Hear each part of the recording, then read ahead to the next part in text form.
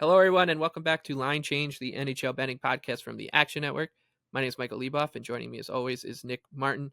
And Nick, we've got a decent slate of games ahead of us on Tuesday night.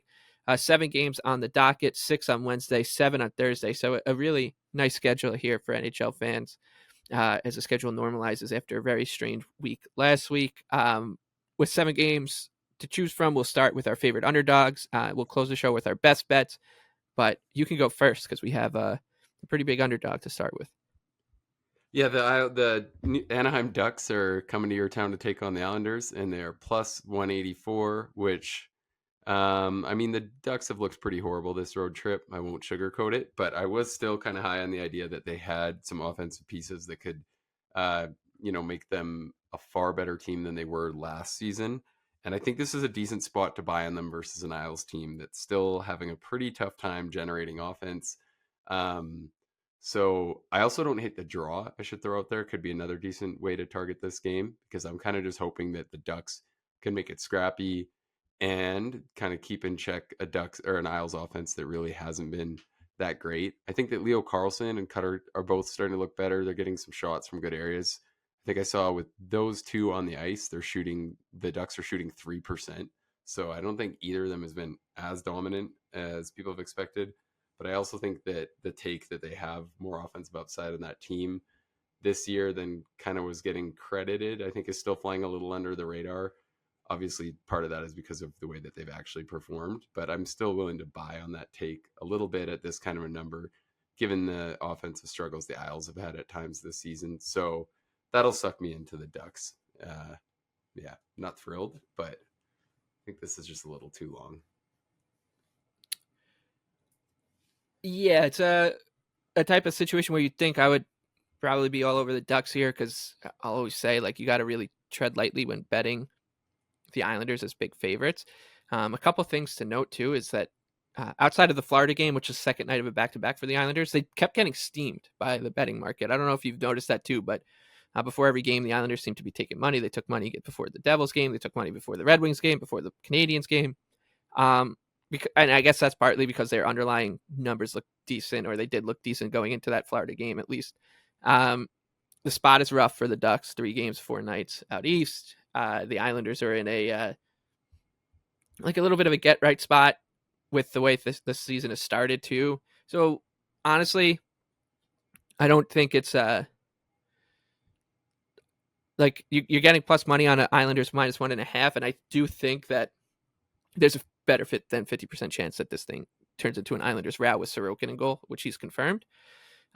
So yeah, it's just the spot that is really pushing me into thinking this is a good chance to back the Islanders in a way, one way or another, whether that's like a team total or the Ducks defensive numbers have been pretty terrible.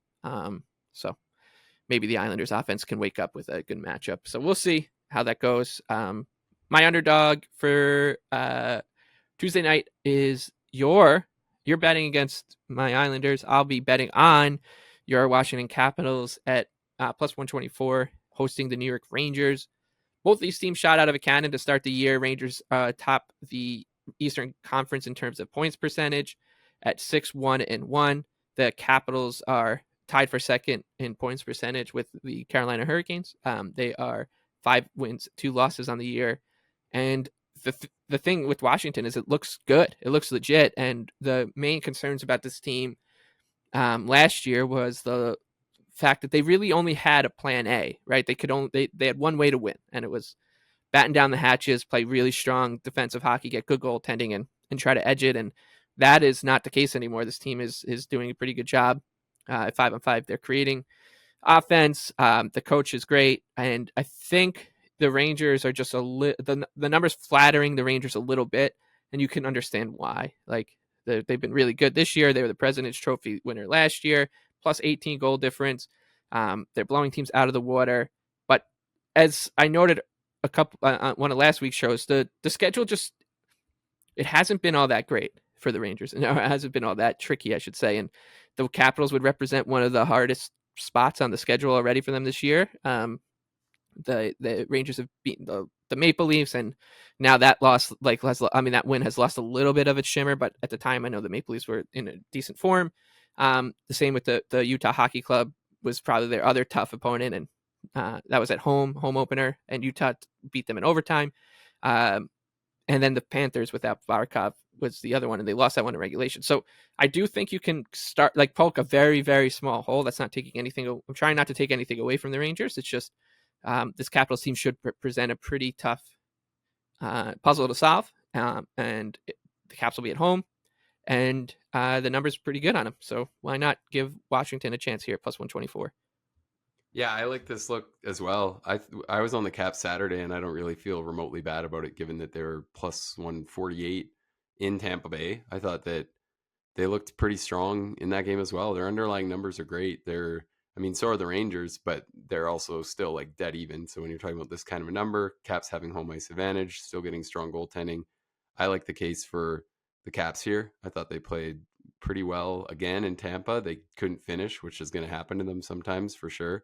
But overall, their process looks quite good.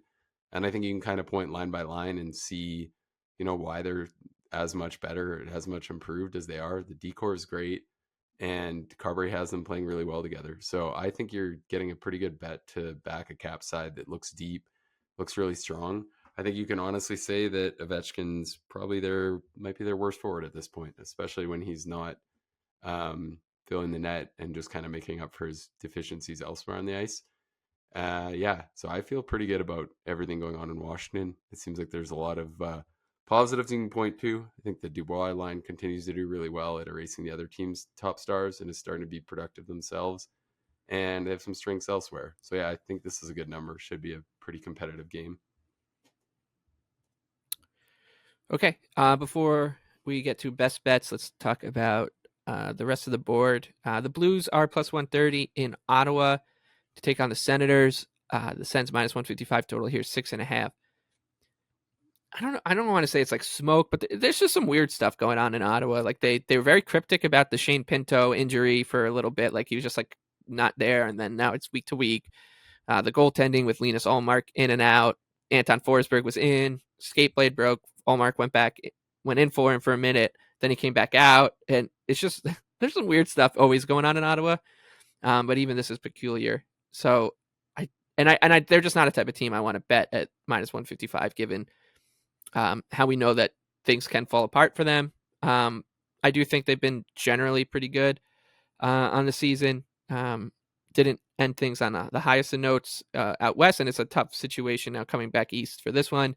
And the Blues they're just doing what they've kind of done the past couple of seasons now, and not being great at 5-on-5, but getting good goaltending, converting the chances that they do get, and that they're just a dangerous team to underestimate, honestly, is all I'm trying to say. So it would be a bet on the Blues, if anything, here, but I'll pass. Got a couple other things I like more.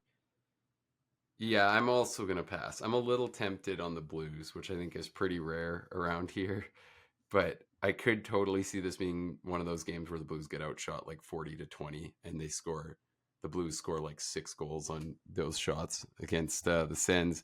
And I think it's going to be really interesting. The one kind of talking point in the Sens right now, they've had a tough schedule. And who knows if Allmark was playing maybe with a bit of injury, but I think it's going to be really interesting to see if he can bounce back. He's given up 3.35 goals per game, has an 885 save percentage. And I really thought he'd be the answer. I didn't think that the Senators would be much fun to play behind, especially compared to a team like Boston. But I think you could kind of point to that as both a positive or a potential like reason that this team could be super overrated, because he has not been himself at all yet for the Senators, albeit in a small sample. So I think for that reason, Senators games feel pretty volatile right now, because it's just, are they going to continue to get league worst goaltending once again? I don't know. It's possible. It feels like goalies hate playing behind that team. So yeah, we'll see. I'm definitely a little concerned to have bet them to make the playoffs once again right now. Yeah. But one thing I am taking away from, and this is every year, and I always tell myself, next year you just got to remember that the early season swings are just pretty crazy. Like on Monday, a week from ago today, we're recording this Monday afternoon. Was right before the Leafs beat the Lightning. Everyone was talking about how impressive that was, and now they're at DEFCON 5. The Bruins beat the Leafs in overtime, and all of a sudden they're back. So then just the swings because of the samples. Leafs will probably beat What's the that? Jets tonight, and then the parade. Right, and then now exactly right, and then they're talking. I read somewhere like, oh my God, this is a huge game for them. They're such a clear underdog for the first time this year, and the line's basically a pick 'em. So it's great, but the swings are just crazy because you're just not going off of anything. You got 8 games of runway to react or underreact to, and I point that out. When we were talking about the Devils right out the gates, then they started sliding, then they beat the Ducks. Now Jack Hughes is back, and just feels different for the Sens, though. It feels like they're heading down. That's a good point too, right? But I mean, it felt different for the Sabres, but now the Sabres are back. So let's we'll see. For your sake, I'm just trying to calm your nerves a little bit. Minnesota Wild and Pittsburgh Penguins up next. The Penguins, after that little screed, I will say, it doesn't feel like you're overreacting to what's going on over there because it's pretty messy. They're plus 105 at home hosting the Wild, minus 125 a mini. The total is 6. Minnesota played that Wild one against the Flyers over the weekend that ended in a loss. I don't know what to even do with the Penguins at this point. Like it's kind of I've said, over the past few years, like I do think like this team is kind of fatally flawed, but they also have the pieces to cover up those flaws at times. But when you're trying to do it over an 82 game season, those issues will rear their head. But at the same time, I'm expecting that we'll see Marc-Andre Fleury in this game. I don't know if it's been confirmed or anything like that, but he's playing. It's his last season back in Pittsburgh, etc. All that. He can have his 8th farewell tour. In Pittsburgh, it's crazy how many times this guy's had his last season and his last start in Pittsburgh. But if that's the case, I think I'd rather bet Pittsburgh at plus 105 than Minnesota at minus 125. So tough schedule spot for the Penguins too. They can't stop a leak right now. What are your thoughts here? Yeah, I mean, the Wild looks so tempting, and the over looks tempting too. Pittsburgh, I think you could kind of point to some things from each game of that Western trip that probably made it look a little worse than it is. I think the Oilers are about to look like a full-on juggernaut, even though that game was absolutely pathetic from the Penguins.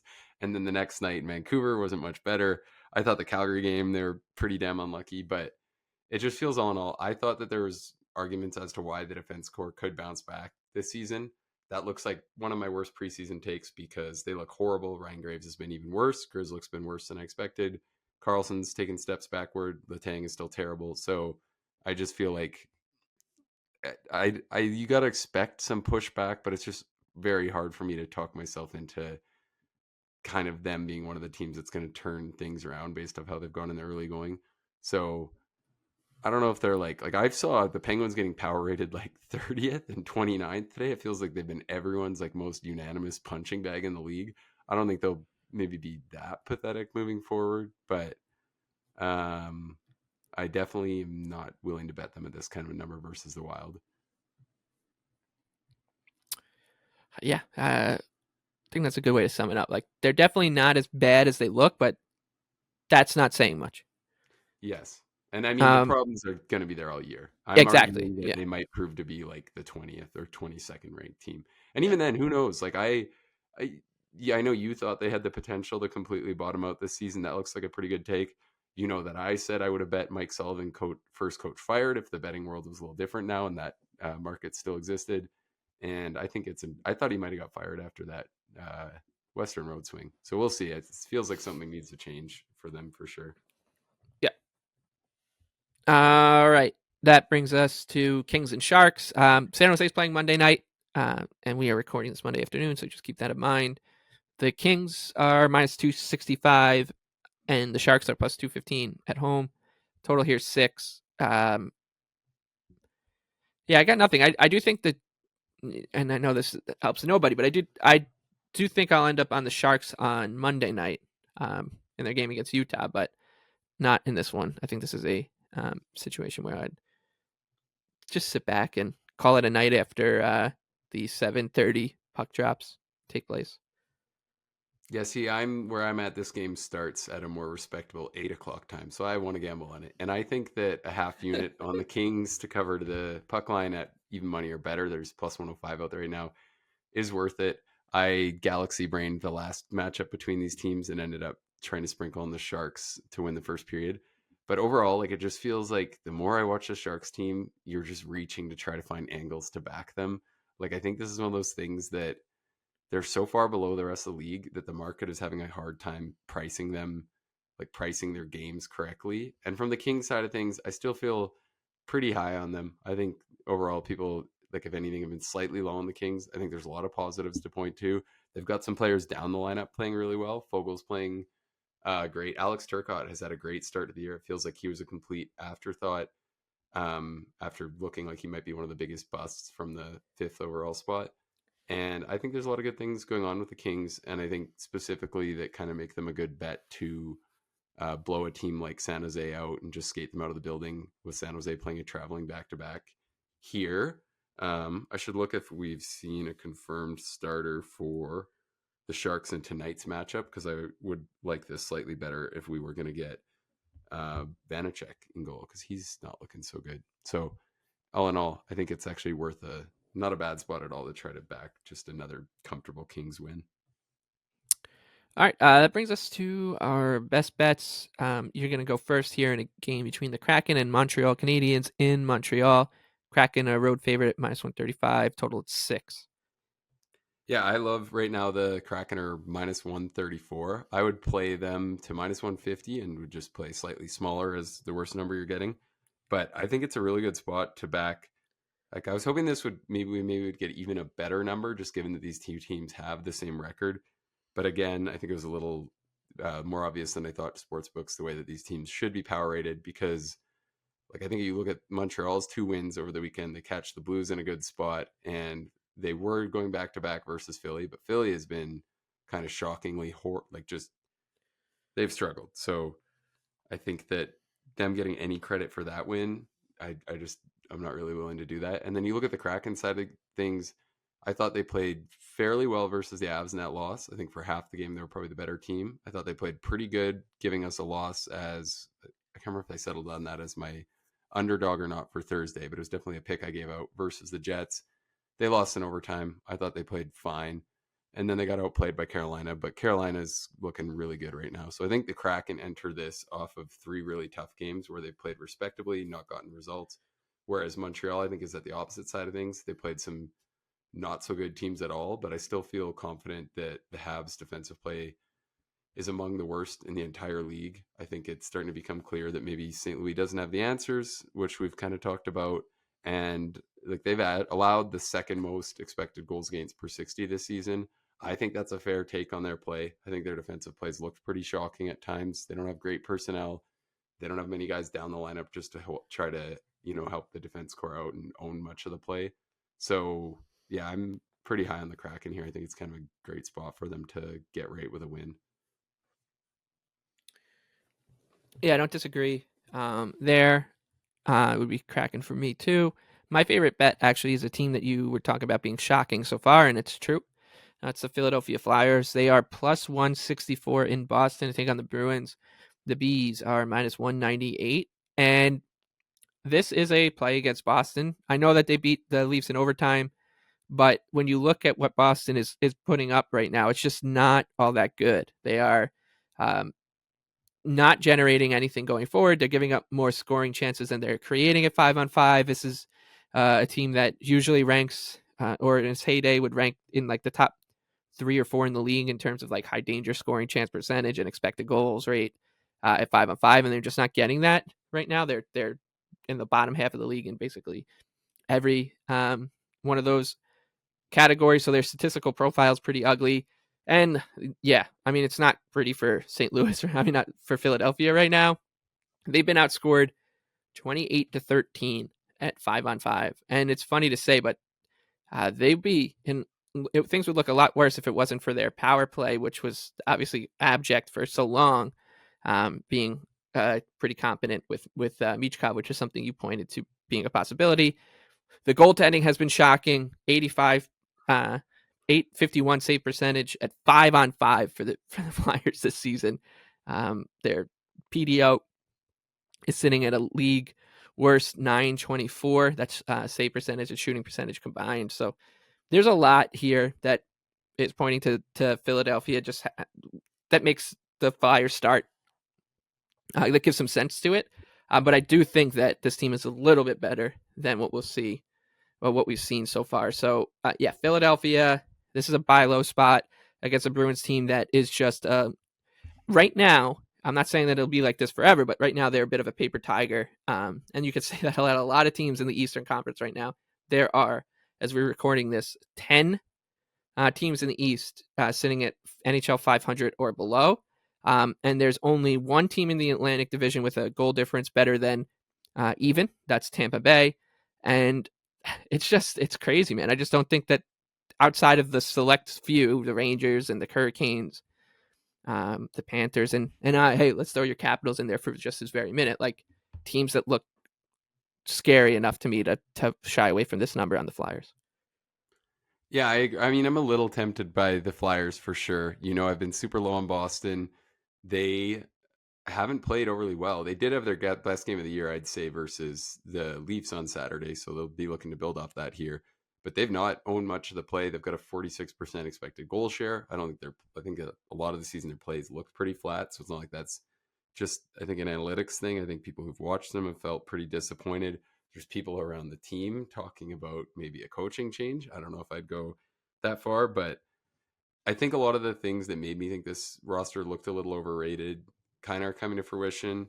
Pasternak's really struggling playing alongside Elias Lindholm. I shouldn't say that he's struggling. He's just not. I don't think the fit has been what they were hoping it would be. I don't think Lindholm's a great top line center by any means, which I've said a lot, and I feel pretty confident on that take. So I'm kind of with you here. I'm still a little closer to betting the Flyers, and I think another point, like you were kind of saying, the Flyers have looked really bad, but I thought that the personnel they had up front would allow them to be a little better than we've seen thus far, especially because Michkov's been like better than expected. Like he looks unreal every night. I think that he should be the clear favorite in the Calder race, which he is right now. So I think if you thought he was going to pan out the way he has, some of the rest of the team this team would probably end up being a lot more competitive. But there's a lot of guys who are kind of not playing like they were last year. Tippett hasn't quite been at the same level. Konechny's been pretty hit or miss. So I felt like this team should be more competitive. I'd rather make a case for them here. Don't mind this bet at all. But yeah, we'll see. I'll definitely be watching where the number goes on this one at least. Okay. That wraps up this episode of Line Change. We'll be back again Wednesday and Thursday morning. Just to recap off the top, the underdog bets. You liked the Ducks. I liked the Washington Capitals. Best bets came in on the Seattle Kraken against the Montreal Canadiens and the Philadelphia Flyers as an underdog against the Boston Bruins. For Nick, I'm Michael. Thank you for listening. Please rate, review, and subscribe. Thank you to our producer, Noah, on the back end. We'll see you again on Wednesday.